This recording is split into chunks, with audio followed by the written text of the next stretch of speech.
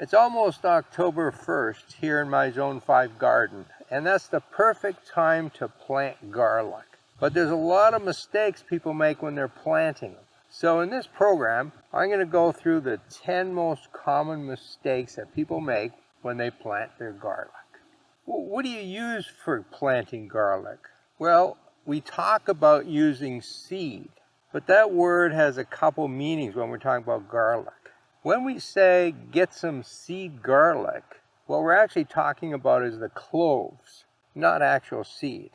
In fact, it turns out that most of the garlic we grow won't even make seeds. Scientists had to travel all over the world and find some ancient varieties that still made seeds, and now they are starting to work with those to make plants that will make seeds. Some of your garlic will flower. They make scapes and then they turn into flowers.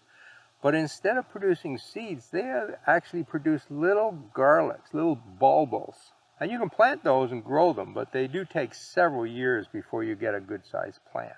When you're planting garlic, don't use true seed. Use the cloves. But if you go to the store to buy some of these, they may be called seed garlic. Can you use garlic from the grocery store? Well, you can, but it's not a very good idea. And there are two reasons for that. A lot of the garlic in the grocery store has been sprayed with an inhibitor to keep it from germinating. Right, we don't want garlic in the grocery store starting to grow, or even the garlic in your fridge. We don't want that to grow, so it's been sprayed with an inhibitor. So that's not the best garlic to use in your garden. The second reason why I wouldn't use store-bought garlic is the problem with nematodes. Nematodes are a pest that attack garlic, and we're starting to find those all over the place. In fact, most of the garlic farms in Ontario now have the garlic nematode. That's a real problem. When you buy this seed garlic, you should buy garlic that is certified to be nematode free. You don't want to bring nematodes into your garden because they're really hard to get rid of. So buy the right kind of garlic and make sure it's certified nematode free. So which kind of garlic should you get? Well, it turns out there's two basic types. There's hardneck and softneck. And for some reason, people who grow in cooler climates think that they can only grow hardneck garlic. That's a myth. You can grow hardneck or softneck. But for some reason, here in Zone 5, we grow mostly hardneck. You might want to try some softneck garlic. Turns out that it does not create scapes, so you don't have to remove them later in summer.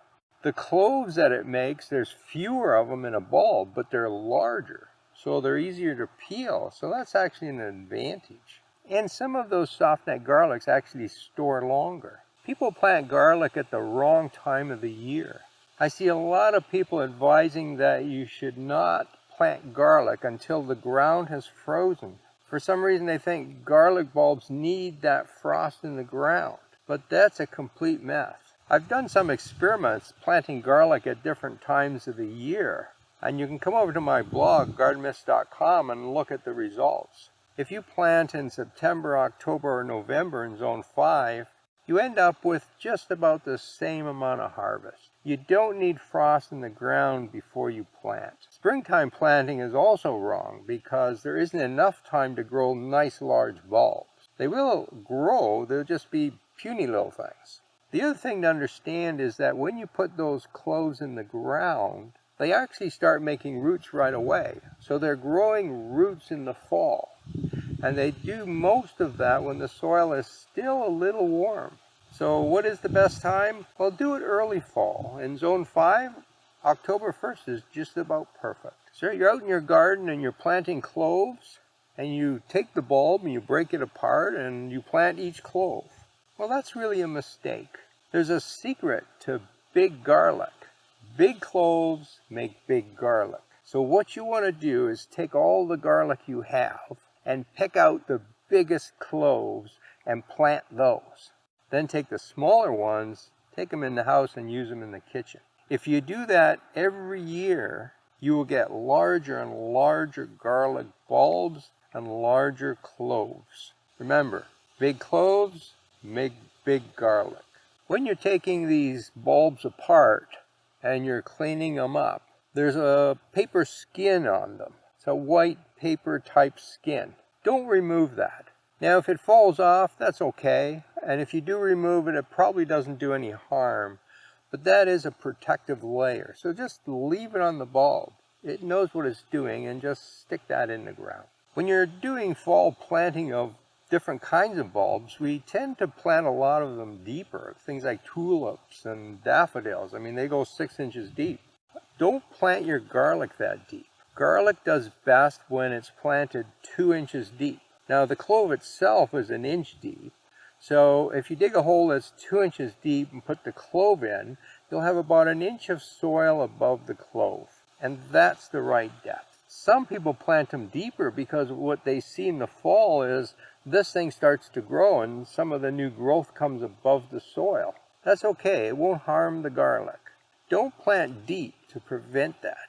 You're better off planting shallow and let it come a bit above the soil. Alright, garlics are bulbs, and as you know, every bulb should be planted with bone meal. Big mistake.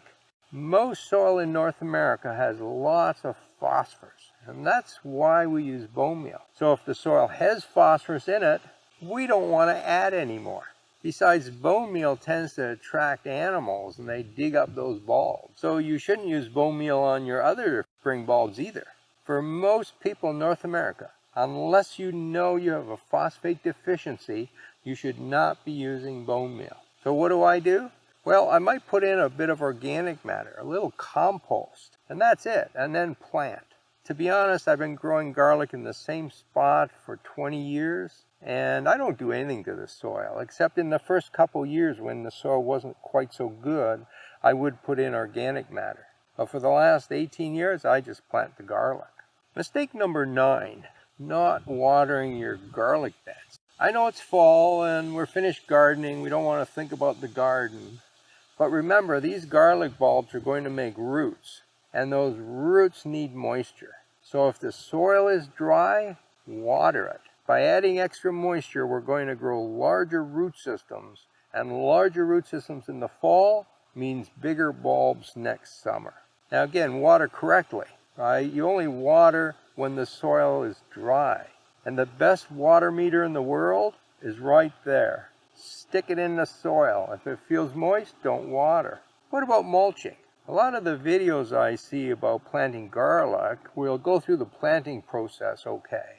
And then they mulch because they want to protect those cloves. And I think that's the wrong thing to do. We want the cloves to grow. And the extra warmth helps them grow. It grows a better root system. But in October, we still have a pretty strong sun. And it's coming down and it's warming the soil. Now by December, okay, it's too cold and the sun's not doing much to warm the soil. So what I do is that when I plant, I leave the bulbs uncovered. I want the soil to heat up from the sun. Now as we get closer to winter, then I cover it. And the reason I cover it is to trap the heat in the soil. And so in the middle of winter, the heat doesn't come from the sun. The heat comes from the center of the earth up through the soil.